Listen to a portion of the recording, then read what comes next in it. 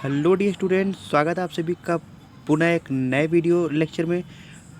तो dear student, आज की इस वीडियो में मैं आप सभी लोगों को कक्षा 12 फिजिक्स से हाइगेंस की द्वितीयक तरंगिकाओं के सिद्धांत के आधार पर तरंगों के अपवर्तन की व्याख्या कीजिए। अर्थात इस पहले वाले वीडियो में स्टूडेंट मैंने आप सभी लोगों को परावर्तन की व्याख्या करना बताया था।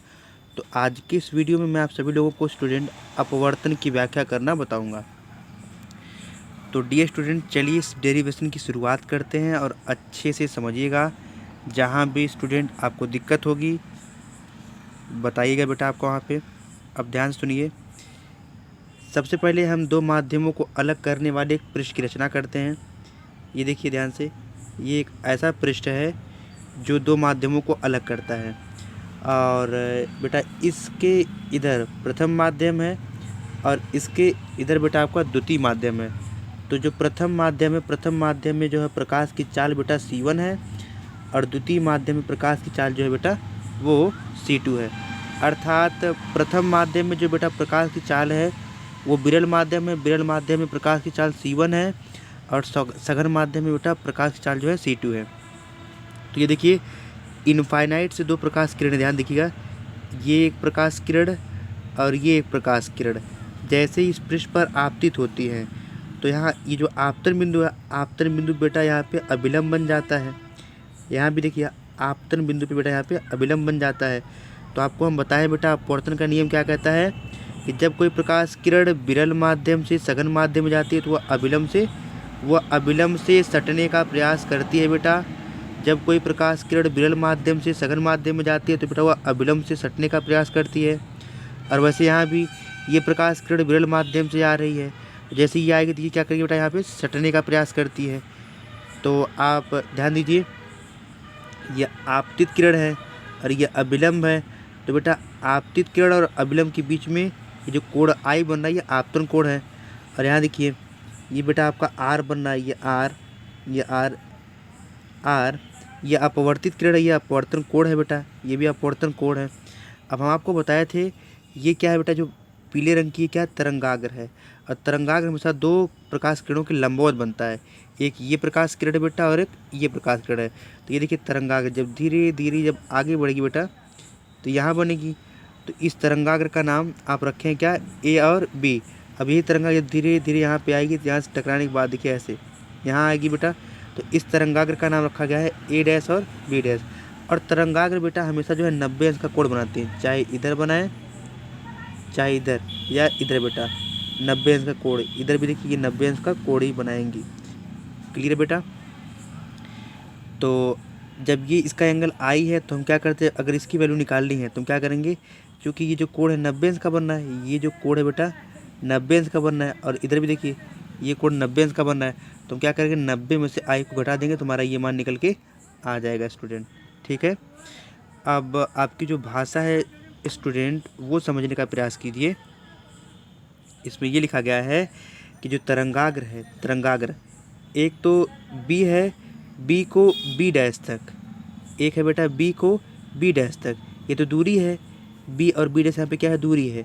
तो बी को बी डैश तक पहुँचने में जो समय लगता है वो क्या है, टी है। ठीक इसी प्रकार ए को ए डैश तक पहुँचने में जो समय लगता है बेटा क्या है, टी है। तो आप वही लिखे हैं, तरंगाग्र के बिंदु बी को बी डैश पर पहुँचने में लगा समय टी है और ठीक उतने ही समय में ए जो है ए डैश के पास पहुँचता है। मतलब बेटा यहाँ से यहाँ तक पहुँचने का समय वो टी है, यहाँ से यहाँ तक पहुँचने का समय जो है टी है। तो चलिए स्टूडेंट हम लोग डेरिवेशन की तरफ बढ़ते हैं। ये क्या है बेटा, दूरी है। ये क्या है बच्चा, आपका दूरी है। अब ध्यान दीजिएगा स्टूडेंट, अब आगे चलते हैं इसके डेरिवेशन की तरफ। अब ध्यान से देखिएगा बेटा,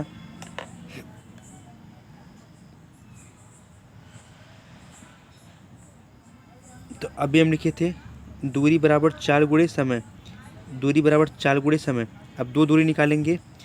एक दूरी बेटा जो है यहाँ से, एक दूरी आपका यहाँ से देखिए बी से बी डैश ये भी दूरी है और ये क्या बेटा ए से ए डैश दूरी है।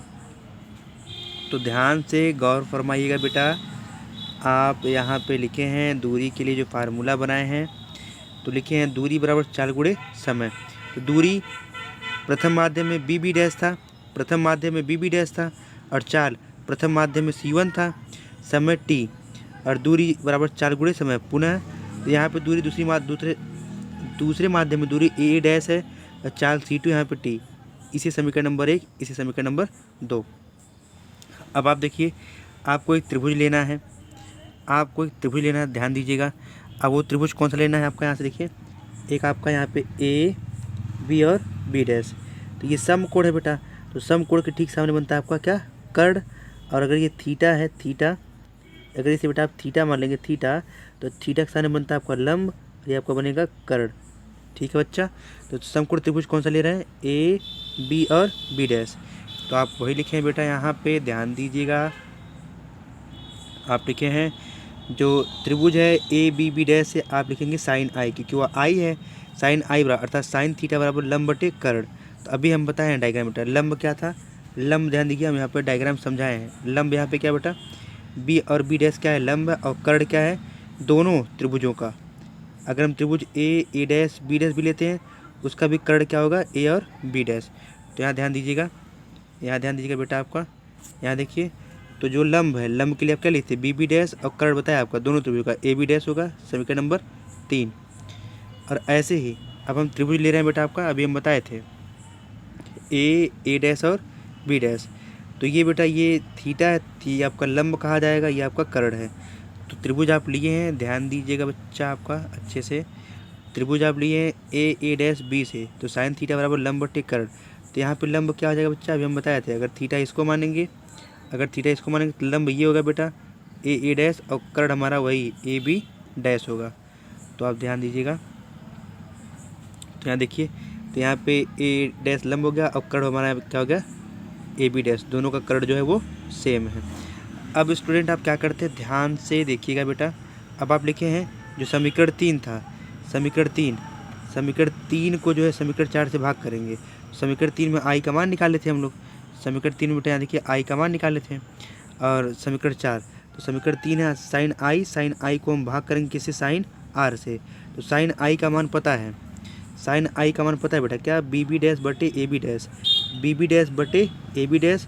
अब पूरे का बटे, फिर लिखना है क्या, साइन आर का मान, साइन आर का मान क्या है बेटा, ए डैश बटे ए बी डैश, यहाँ आप लिखे हैं।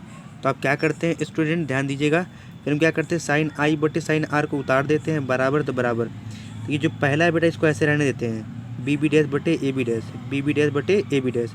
अब गुणा, जब इसको तोड़ेंगे तो देखिए जो नीचे वाला चला जाएगा ऊपर, और ऊपर वाला चला जाएगा नीचे। तो आप देखिए ए बी चला गया ऊपर, ए बी डैश ये चला जाएगा नीचे, तो ए बी से ए बी कैंसिल आउट हो गया बेटा। तो क्या बचा आपके पास, तो आपके पास यहाँ देखिए स्टूडेंट क्या बचा, साइन आई बटे साइन आर बराबर बी बी डैश बटे ए डैश बराबर बराबर, यहाँ C1 टी बटे C2 कैसे आ गया, C2 टी। ध्यान दीजिए अभी यहाँ पे लिखे हैं, जहाँ बी बी डैश है, बी बी डैश आप वहाँ पे लिख सकते हैं क्या, C1 टी, और जहाँ ए डैश है वहाँ पे क्या लिख सकते हैं, C2 टी। तो यही बेटा प्रकाश के अपवर्तन का जो है डेरिवेशन है। और उम्मीद करता हूँ ये वीडियो आप सभी लोग को समझ में आ गया होगा। तो आप नोट्स बनाने के लिए आप इसका अच्छे से स्क्रीनशॉट ले लीजिए। ये बेटा आपका क्वेश्चन है, और ये आपका डायग्राम है बेटा, ये आपका क्या है बेटा, डायग्राम है। ध्यान दीजिए ये आपका क्या है बेटा, डायग्राम है। और ये कुछ भाषा यहाँ नीचे लिखी गई है, ये आप अच्छे से ले लीजिए स्क्रीनशॉट इसका। और बाकी कुछ डेरिवेशन बेटा आपका ये एक स्टेप यहाँ पे है बेटा, और उसके बाद अगला स्टेप आपका बेटा ये यहाँ से है, फिर इसके नीचे, फिर लास्ट में ये। तो अगर स्टूडेंट एक बार में ये वीडियो समझ में नहीं आ रही है तो इस वीडियो को पुनः रिपीट करके देखें। उम्मीद करते हैं आपको अच्छे से सरल तरीके से समझ में आ गई होगी।